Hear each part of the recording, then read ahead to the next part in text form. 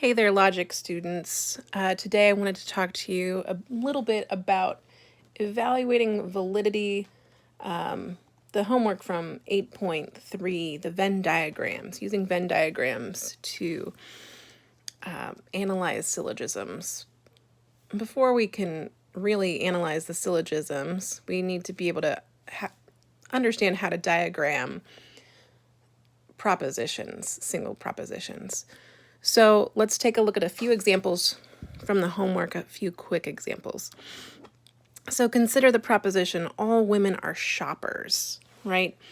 Well, what kind of proposition is this? That's an A proposition. It's talking about all of the women in the world. All women are shoppers. This is not necessarily a true proposition, but we need to figure out how to diagram this proposition. So with the Venn diagram, we put our two circles down, right? And the subject, which is women, is the name of this first circle. And shoppers, which is our predicate, is what we will call this second circle.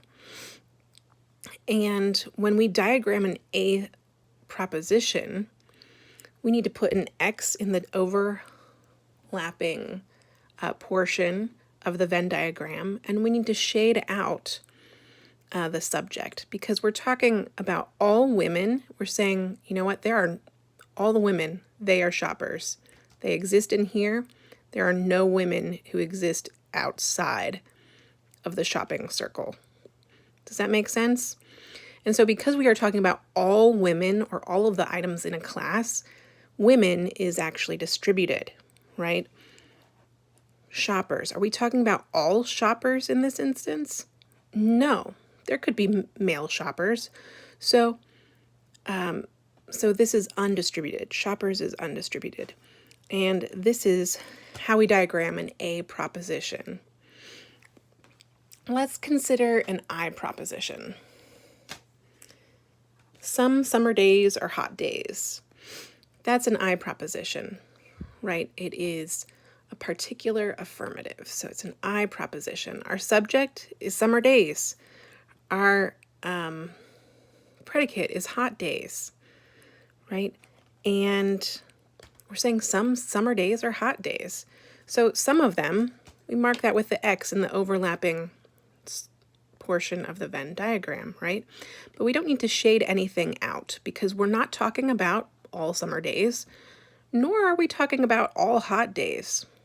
So because we're not talking about all of the summer days or all of the hot days, both are undistributed.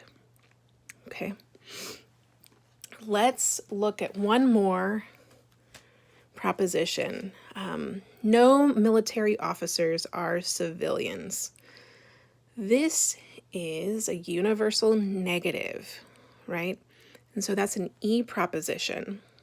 We're saying no military officers are civilians. So what's our subject? Our subject is military officers. And so this first circle will be called military officers. We draw our second circle, and that would be our predicate, which is civilians. Are we talking about all military officers? Yeah, we are. We're saying there are no military officers that are civilians. So we put an X in the military officers circle, but we have to shade out the overlapping part because we're saying that none of these guys can be considered civilians. So we have to shade the overlap. We're also saying that there are no civilians who are military officers. So this is also distributed.